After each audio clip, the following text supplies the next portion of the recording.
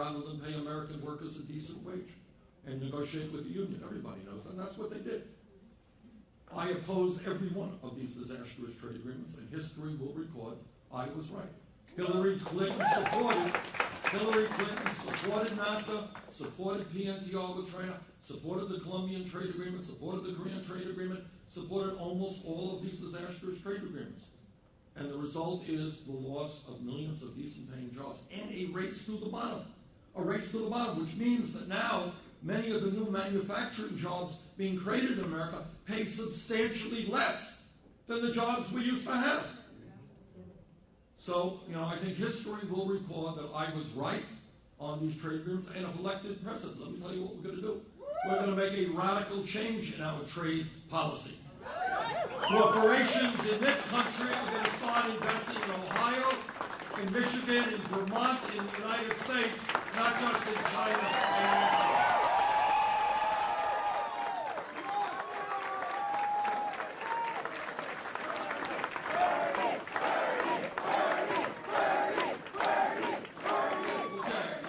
Questions on Social Security?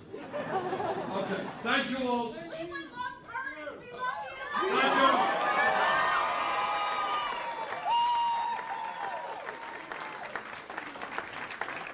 Thank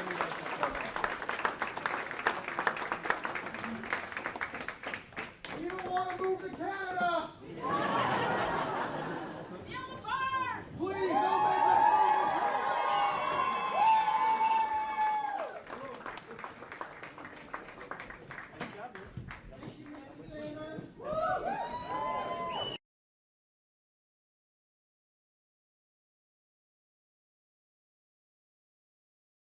make us and billionaires it has.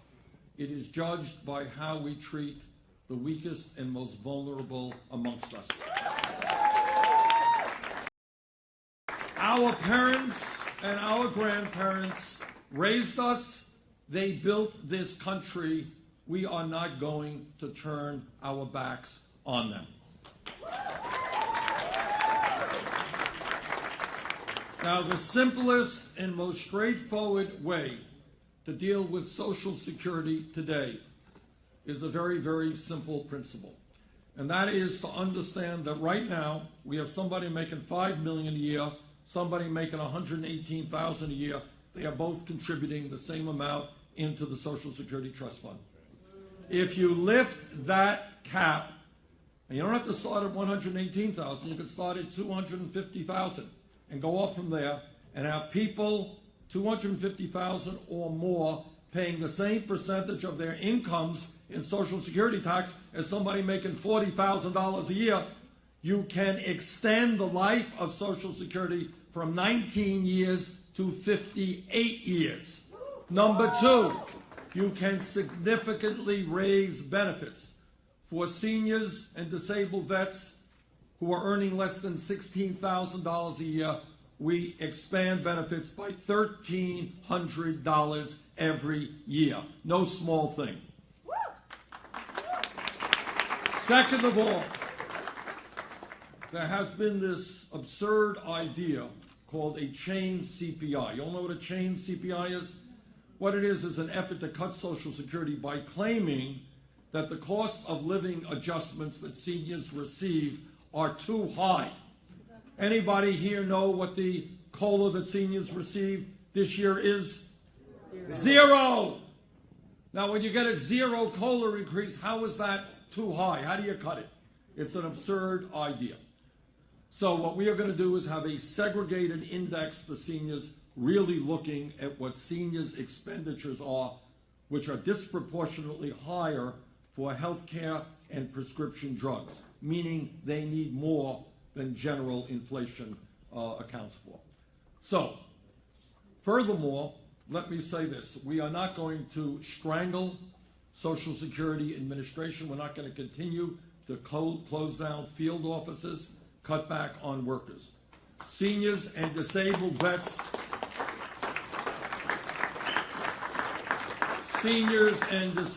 vets deserve to have the highest quality service.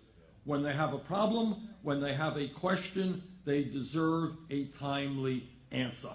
And that means we need to have a well-staffed, well-trained workforce in Social Security.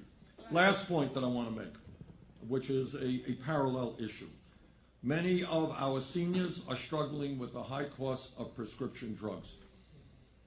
And I have a long history of taking on the pharmaceutical industry, and together we are going to end the ripoff of the American people by the drug companies who are charging us outrageous prices.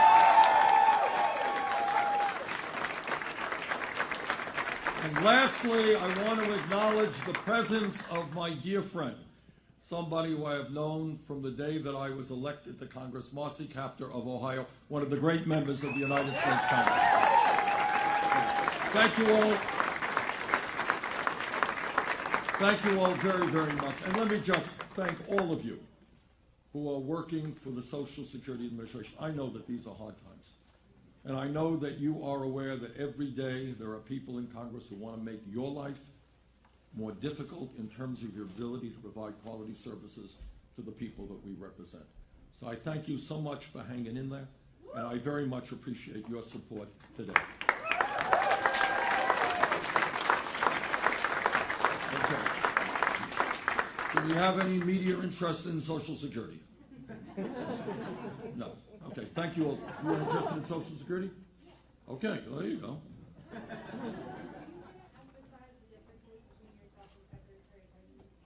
Yes. Yes, absolutely. Look, here is the difference. I've been very clear. We've introduced legislation.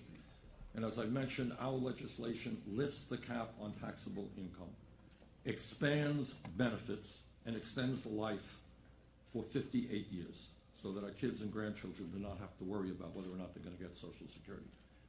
And we do that because at a time of massive income and wealth inequality, when the richest people are doing phenomenally well, we think it is appropriate that we lift that cap and people on top pay the same percentage of their income as people making $40,000 a year. That is my position.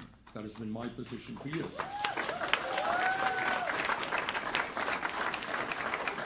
That is not Secretary Clinton's position. And frankly, I have no idea what her position is. She talks in vague terms. But that is my position. And again, I want to emphasize, and I don't know why it is, why media is not particularly interested in this issue. Maybe some of you can tell me this. But you got millions of seniors in this country who are trying to get by on $11,000 and $12,000 a year. And in the richest country in the history of the world, we cannot and must not and will not turn our backs on some of the most vulnerable people in this country. All right, is this on Social Security? Okay, yep. You are as aware of the situation on Capitol Hill as anyone. Do you see among your fellow senators the chance of bipartisan support? Do you see the ability to reach across the aisle? I mean, what have you seen? On what issue? On Social Security? The answer is that real change in this country today and always has come from the grassroots. And I'll give you an example. I am the founder of a caucus in the Senate called the Defending Social Security Caucus. And we formed that caucus with other progressive Democrats because we saw the attacks coming from Republicans. And over the years, I must tell you, Marcy, you know this to be true, even some Democrats, sadly enough.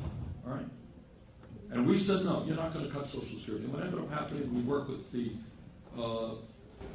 a number of senior organizations, the Committee to Preserve Social Security and Medicare, AARP, other organizations. Millions and millions of signatures came in on petitions. You know what those signatures said? Don't cut Social Security. And we were able to push back. Social Security was not cut. So to answer your question, whether you are a conservative Republican or a progressive Democrat, you understand something. And that is when people all over this country stand up and fight, you're not going to go against them. And millions of seniors are standing up and disabled veterans.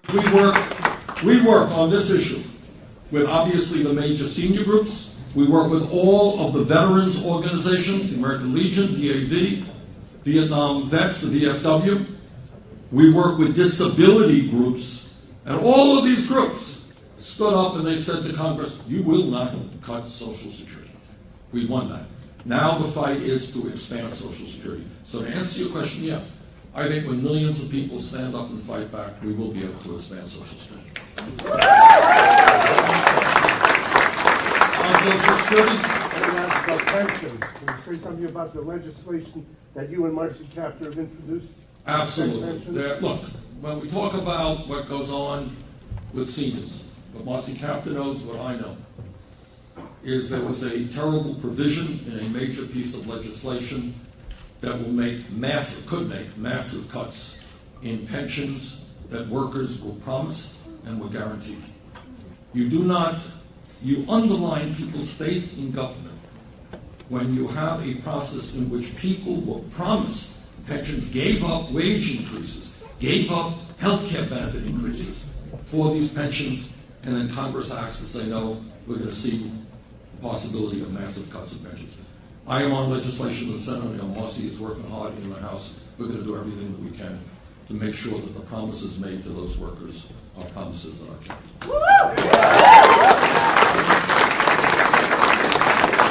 On Social Security, As you just said, this is your fourth press conference in 2 weeks on issues that are very important to you, Social Security and trade, illustrating differences between you and Secretary Yes. Clinton. Why just now are you making this push to illustrate those differences? I don't think that that's accurate. I think we have been doing our best. I think sometimes people get confused with the kinds of vicious personal attacks being made by Republicans against each other, which I don't do.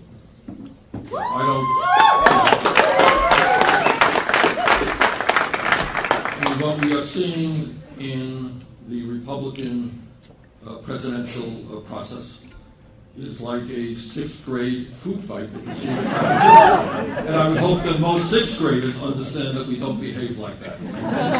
So what we are trying to do and have from day one is differentiate our differences, which are very strong, with Secretary Clinton. Now, trade is a huge issue here in the Midwest, in Ohio, in Michigan, in Illinois, and all over this country. We have lost thousands and thousands of factories in this country. Since 2001, you can believe it. We have lost 60,000 factories in this country and millions of good-paying jobs. Not all of that is attributable to trade, but a lot of it is. And many of us in Congress have understood from day one what a disaster NAFTA would be, what a disaster permanent trade would be. You don't have to have a PhD. You don't have to have a PhD in economics to understand that if given the option, American corporations would much prefer to pay people in Mexico or China pennies an hour rather than pay American workers a decent wage and negotiate with the union. Everybody knows that, and that's what they did. I opposed every one of these disastrous trade agreements, and history will record I was right. Hillary Clinton supported NAFTA, supported PNTR with China, supported the Colombian trade agreement, supported the Korean trade agreement, supported almost all of these disastrous trade agreements. And the result is the loss of millions of decent-paying jobs and a race to the bottom. A race to the bottom, which means that now many of the new manufacturing jobs being created in America pay substantially less than the jobs we used to have.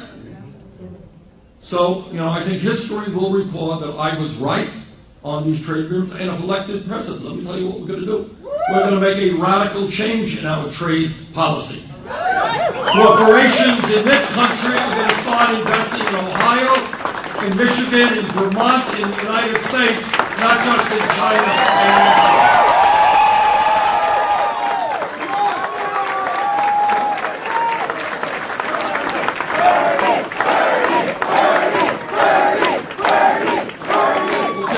Any other questions on Social Security? Okay, thank you all. Cleveland loves Bernie. We love you.